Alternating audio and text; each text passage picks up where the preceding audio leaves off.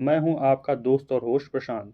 आज हम इस वीडियो में देखेंगे 7 अप्रैल के कुछ प्रमुख इम्पोर्टेंट करंट अफेयर और उनसे जुड़े हुए इम्पोर्टेंट फैक्ट्स। तो आइए देखते हैं पहला क्वेश्चन। विकास और शांति के लिए अंतर्राष्ट्रीय दिवस कब मनाया जाता है? तो इसका राइट आंसर है 5 अप्रैल को मनाया जाता है। इस दिवस को मनाने का उद्देश्य क्या है? जब कभी भी कोई महामारी आती है तो उसके जवाब में हम इक्विटी, एकजुटता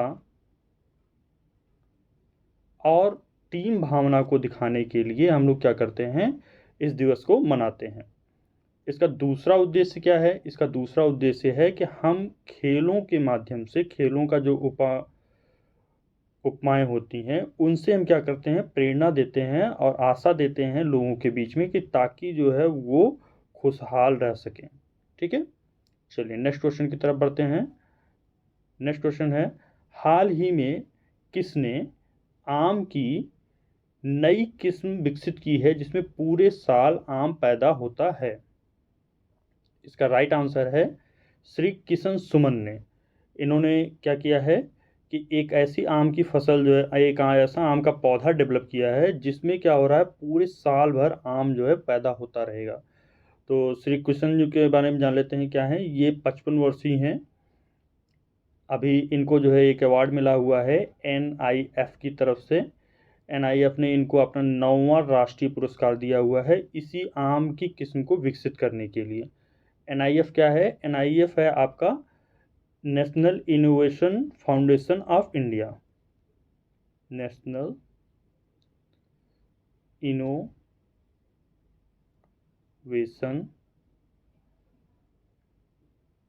फाउंडेशन ऑफ इंडिया।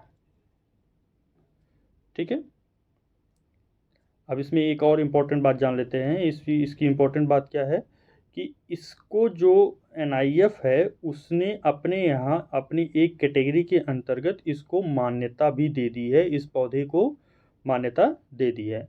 अच्छा, इस पौधे का नाम क्या है? एग्जाम में पूछा जा सकता है। इस पौधे का नाम है सदा बहार। ठीक है, चलिए नेक्स्ट क्वेश्चन की तरफ बढ़ते हैं।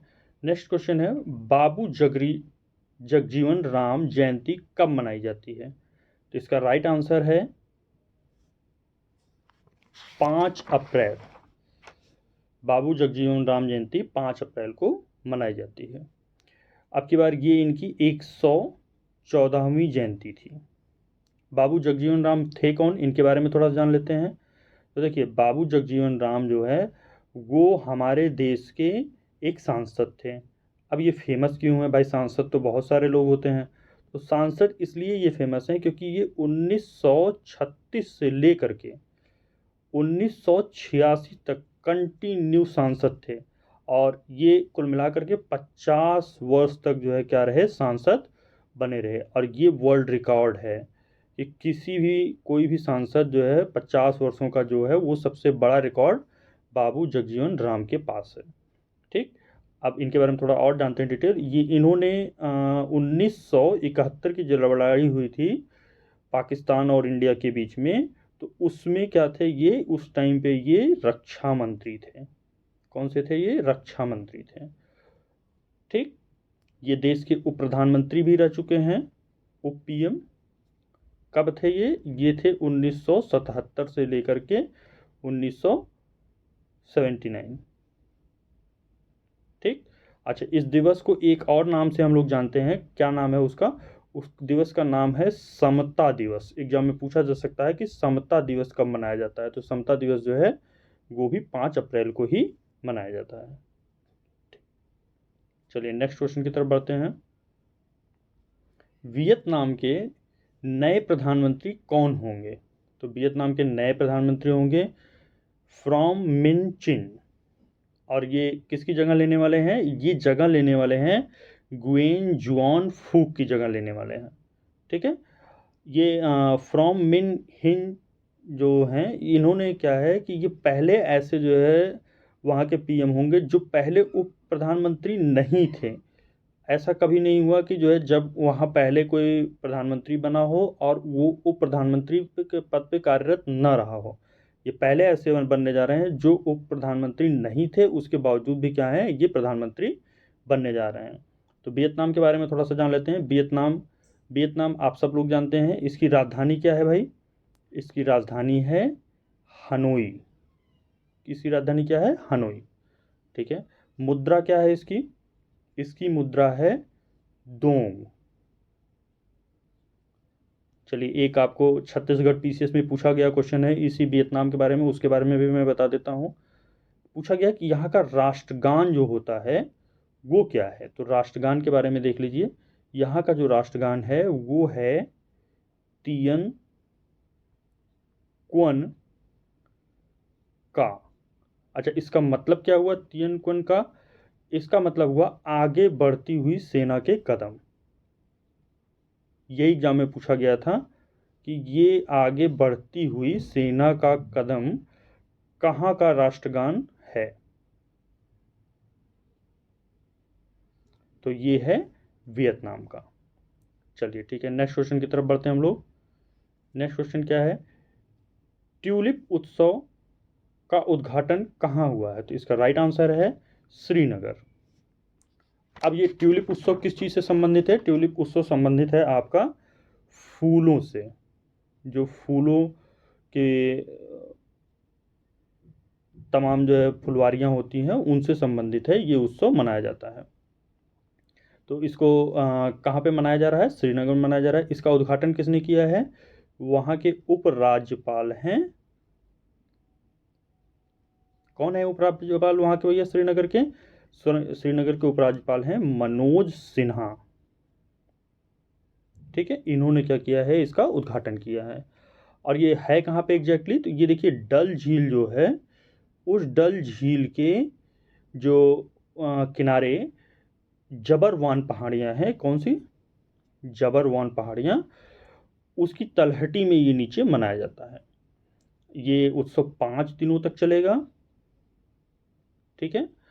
साथ ही जो है ये एशिया का जो ट्यूलिप गार्डन है, इसका जो गार्डन है, ये गार्डन एशिया का सबसे बड़ा ट्यूलिप गार्डन है। ठीक। चलिए नेक्स्ट क्वेश्चन की तरफ बढ़ते हैं। नेक्स्ट क्वेश्चन में है डिजिट इंश्योरेंस ने किस क्रिकेटर को अपना ब्रांड एम्बेसडर बनाया है? तो देखिए, डिजिट इंश्योरेंस है क्या है? ये सामान्यतः एक बीमा कंपनी है। इसने क्या किया है? अपना एक ब्रांड एम्बेसडर बनाया है। तो वो ब्रांड एम्बेसडर कौन बना हुआ है? तो इसका राइट आंसर है विराट कोहली। विराट कोहली जो है इसके नए ब्रांड एम्बेसडर बने हैं।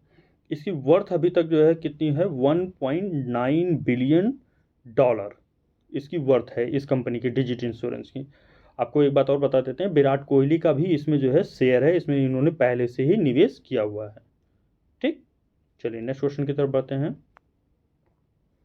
हाल ही में नासा ने मंगल पर कौन सा हेलीकॉप्टर उतारा है? तो देखिए, इसका राइट आंसर है इंजेनुइटी। ये हेलीकॉप्टर का नाम है इंजेनुइटी। ये हेलीकॉप्टर जो है उतारा है नासा ने। कहाँ पे? मंगल ग्रह पे। मंगल ग्रह को आपको पता ही है लाल ग्रह के नाम से भी जानते हैं। ये एक टाइप का रोबोटिक हेलीकॉप्टर है। इसका उद्देश्य क्या है इसको उतारने का? इसका मुख्य उद्देश्य है कि पृथ्वी से किसी भी ग्रह के ऊपर जो संचालित वायुमंडल है उसमें ये, ताकि उड़ान को आसानी से भर पाए। अच्छा, ये किस टाइप का हेलीकॉप्टर है? ये हेलीकॉप्टर का जो प्रकार है ये है UAV हेलीकॉप्टर। इस हेलीकॉप्टर के निर्माता कंपनी कौन है? ये है आपका नासा का एक पार्ट है, जेट प्रोपल्सन लेबोरेटरी।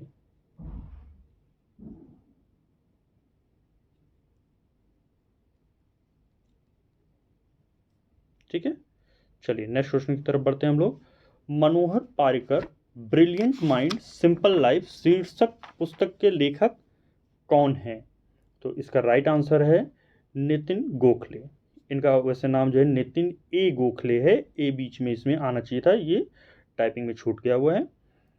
तो ये मनोहर पारिकर जी के बारे में सब लोग जानते हैं। इनका स्वर्गवास हो चुका है। ये बहुत ही रॉयल पर्सन थे। ये गोवा के मुख्यमंत्री के तौर पे भी कार्य कर चुके हैं और भारतीय सरकार में ये केंद्रीय मंत्री भी थे। नेक्स्ट क्वेश्चन है, ब्रिटानिया इंडस्ट्रीज बोर्ड के अतिरिक्त निदेशक के रूप में किसे चुना गया है या किसे नियुक्त किया गया है? तो इसका राइट आंसर है उर्जित पटेल को अतिरिक्त निदेशक के रूप में ब्रिटानिया इंडस्ट्रीज का चुना गया है। तो ये कब तक के लिए रहेंगे? ये 5 वर्षों के, अगले 5 वर्षों के लिए ये कार्य करेंगे। अच्छा, उर्जित पटेल के बारे में आप सब लोगों को पता ही होगा कि उर्जित पटेल क्या है, 2016 से लेकर के 2018 तक, 2016 से 2018 तक क्या थे ये भारत की जो सेंट्रल बैंक है आरबीआई, इसके गवर्नर थे। ये क्या थे ये? इसी वजह से ये क्वेश्चन और इम्पोर्टेंट हो जाता है, क्योंकि आरबीआई के गवर्नर को Britannia industries board of India ने क्या किया है, इनको अतिरिक्त निदेशक के रूप में नियुक्त किया हुआ है। चलिए ठीक है। अच्छा, आप लोग इसको कमेंट बॉक्स में बता सकते हैं कि ये उर्जित पटेल कौन से नंबर के आरबीआई गवर्नर थे। ठीक है, चलिए नेक्स्ट बात करते हैं। लास्ट क्वेश्चन है आज का। हाल ही में भारतीय रेलवे ने दुनिया के सबसे ऊंचे रेलवे ब्रिज पर मेहराब बंदी पूरी की है। यह किस पुल पर बना हुआ है? तो आंसर जानने से पहले थोड़ा सा जान लेते हैं कि मेहराब क्या होता है। जैसे ये देखिए, अगर जो है ये पुल है और इसके ऊपर मेहराब का मतलब ऐसा जो ये आर्क बनता है, इसी को मेहराब बोलते हैं। तो ये जो मेहराब बना हुआ है, ये जो है किस नदी के, किस पुल के ऊपर बना हुआ है? तो ये चिनाब, इसका राइट आंसर है चिनाब पुल के ऊपर बना हुआ है। अब ये देखिए, ये दुनिया का सबसे ऊंचा पुल है। ठीक है, इसकी ऊंचाई जो नदी के तली से है वो 359 मीटर है। ठीक, और ये पुल लंबा कितना है भाई? ये पुल है 1315 मीटर लंबा पुल है। अब आप इस बात से अंदाज़ा लगा सकते हैं कि ये जो पुल है, पेरिस में जो आईफल टावर है, उस आईफल टावर से भी जो है क्या होना है, ये 35 मीटर ऊंचा होगा ये। तो आप समझ सकते हैं कि इसकी ऊंचाई कितनी है। अच्छा, ये आपसे एक कभी कभार जो है एक थोड़ा सा अगर एक्स्ट्रा क्वेश्चन आ जाता है किसी तरीके से, जो थोड़ा सा एलेबोरेटरी क्वेश्चन होते हैं, उनमें पूछा जा सकता है कि ये पुल किस रेलवे प्रोजेक्ट पे बनाया गया है। तो ये देखिए जो है, ये Udhampur Srinagar Baramulla rail link project पे बनाया गया है। तो इसको शॉर्ट में हम लोग बोलते हैं उधमपुर से लेकर के USBRL, Udhampur Srinagar Baramulla rail link project में इस पुल को बनाया गया है। ये इसी का हिस्सा है। तो आज की वीडियो को यहीं बाइंड अप करते हैं। वीडियो अगर आपको पसंद आई, लाइक कमेंट शेयर जरूर करें, और चैनल पे आप नए हैं तो आप चैनल को हमारे सब्सक्राइब करना ना भूलें। आपको इस वीडियो की PDF हमारे टेलीग्राम चैनल पे मिल जाएगी, तो आप वहाँ से डाउनलोड कर सकते हैं। Thank you.